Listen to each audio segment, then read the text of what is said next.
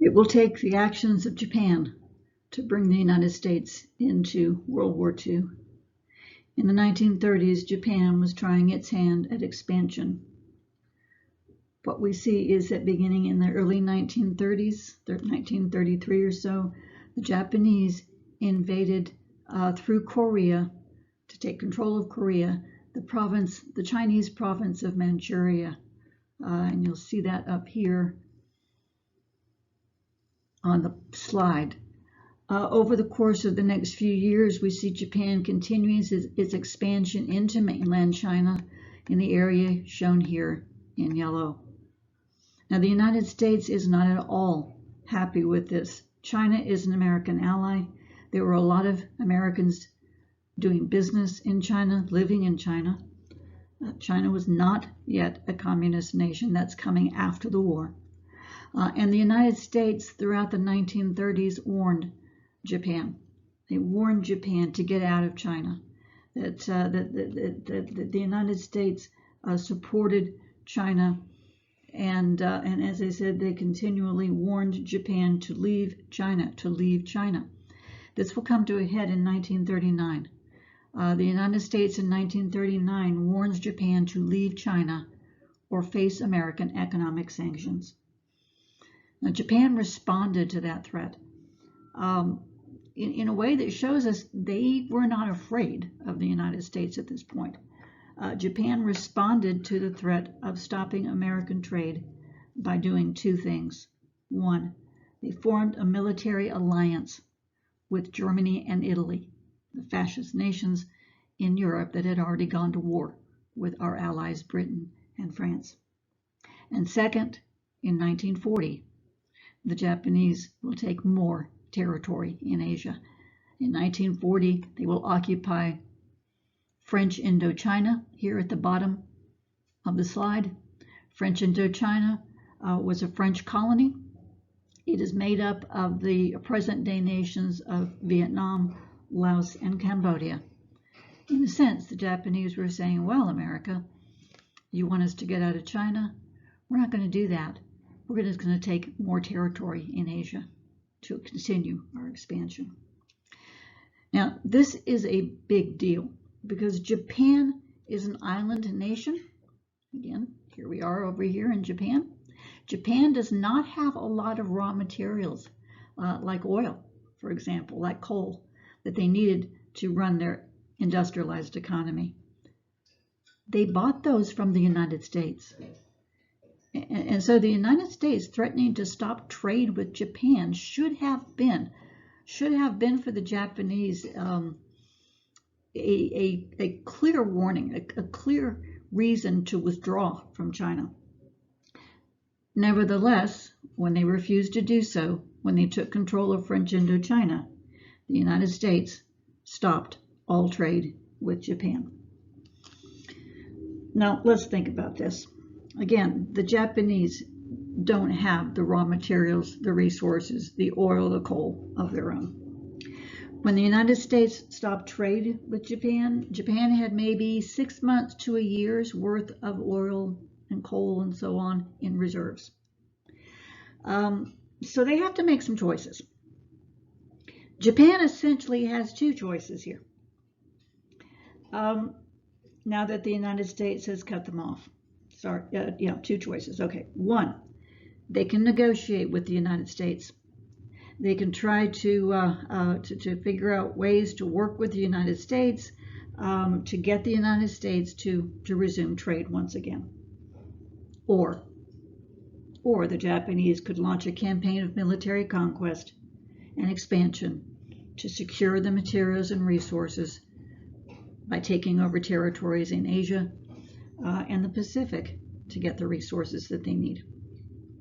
Now, we should note that for several months after the U.S. stops trade into 1941, the Japanese and the United States will indeed negotiate. The United States in these negotiations wants the following. They want Japan, first of all, to stop their expansion in the Far East, to stop taking territories in Asia. Second, they want Japan to withdraw from the alliance that they had made with Germany and Italy. But third, and most importantly, the United States wants Japan out of China. The Japanese, during the negotiations, they want the United States to resume trade with Japan. And second, they want the United States to stop by bugging them, in a sense, about China, to leave them alone. The Japanese considered that this was their part of the world. This was their sphere of influence. The United States had no right to be telling Japan to leave the territory that they had taken control. Now, Japan indicated in the negotiations that they might consider the first two American demands. They might consider stopping their expansion in the Far East. They might consider walking away from the alliance with Italy and Germany, but they would not leave China. They would not leave China. Neither nation, neither Japan nor the United States, was willing to back down on their demands regarding China. So the negotiations will break down by the fall of 1941. And Japan comes to realize then that the United States is not going to resume trade if they were going to stay in China. And yes, the Japanese were going to remain in China. So the only other option then was to start that military campaign to take control of more territories in Asia and in the Pacific Ocean to get the materials that they needed. But let's consider. The United States has a pretty large presence in the Pacific Ocean. Remember that the United States controlled the Philippines.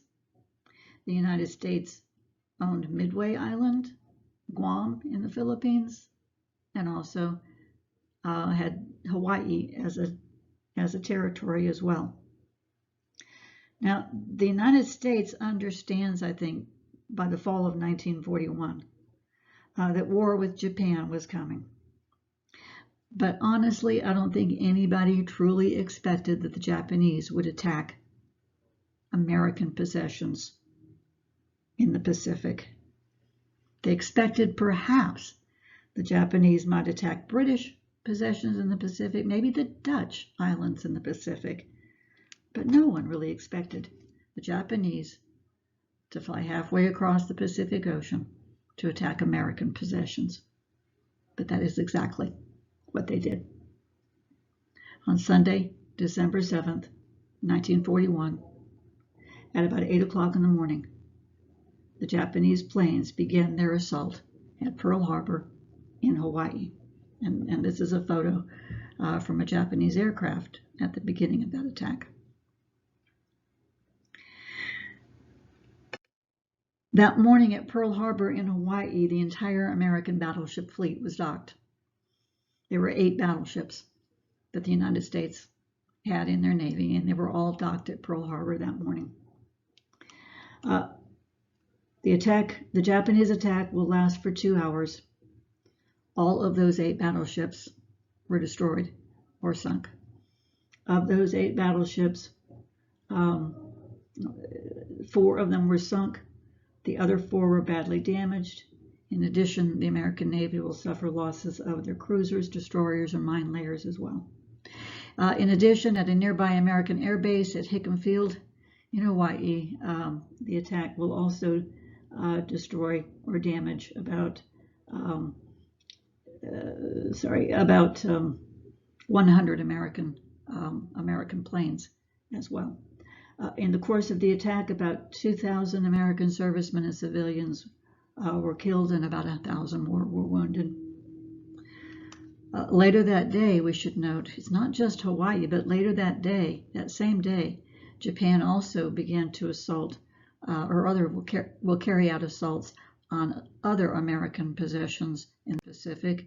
We're going to see the attack at Pearl Harbor here, followed by an attack of the American possession at Midway Island, the American possessions in Guam and the Philippines, followed by additional Japanese attacks on the Dutch, on British possessions in Hong Kong and Malaysia as well. The very next day, Franklin Roosevelt went before Congress to ask for a declaration of war against Japan, and it was, of course, declared. 3 days later, Germany and Italy, who were Japanese allies, declared war on the United States as well. So the United States now is going to be involved in a two-front war. They're going to be fighting the Japanese in the Pacific and Germany and Italy in Europe. This is World War II. This was the most terrible war in the history of humanity, the most deadly and bloodiest war. This war profoundly changes the world. And one of the reasons this war had to be fought, especially against Germany, was because of what the Germans, the Nazis, were doing in Europe because of the Holocaust. The United States and the world was really not aware of exactly what was going on in Europe at this point in time, not really until 1942.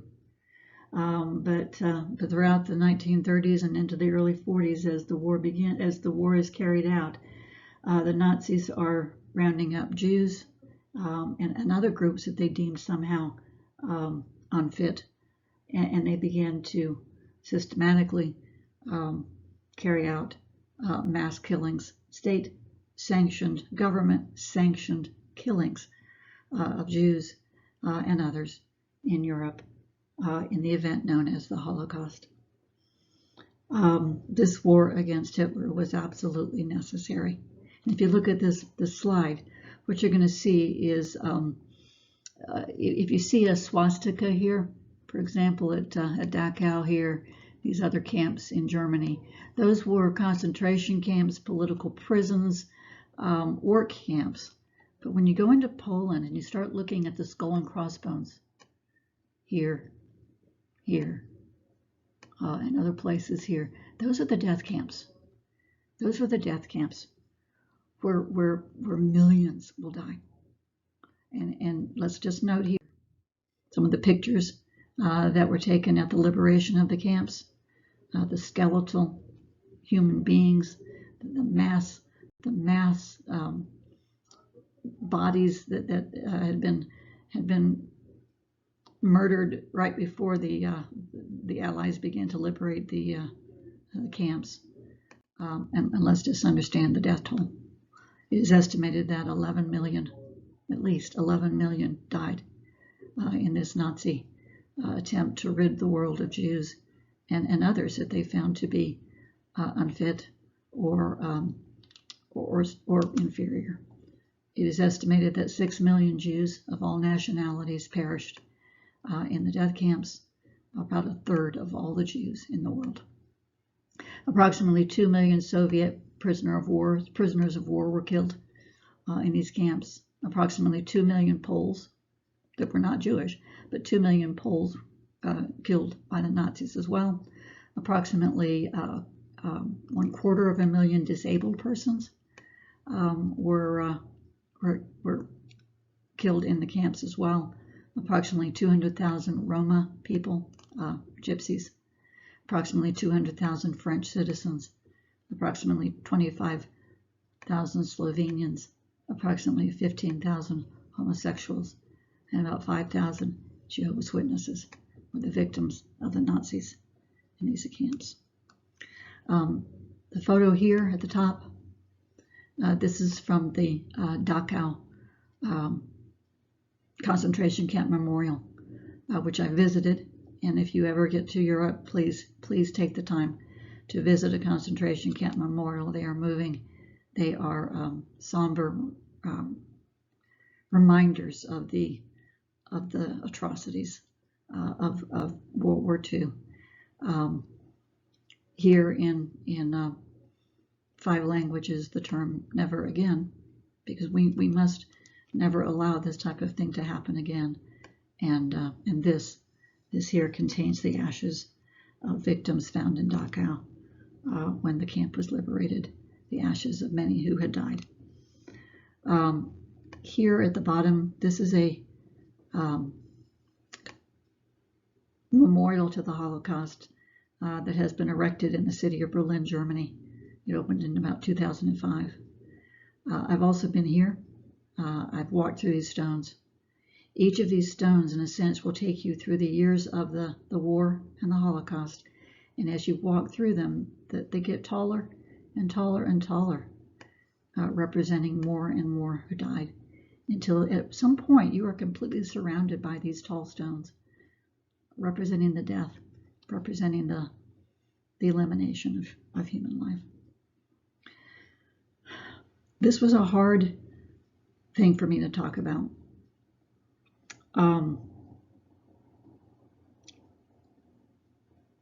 Let's take this under consideration. Let's understand then how this war began, why it was so important that this war be fought, and the next folder will contain information about how the war was fought, and really how World War II led to the Cold War between the United States and the Soviet Union once this bloody war, World War II, is over.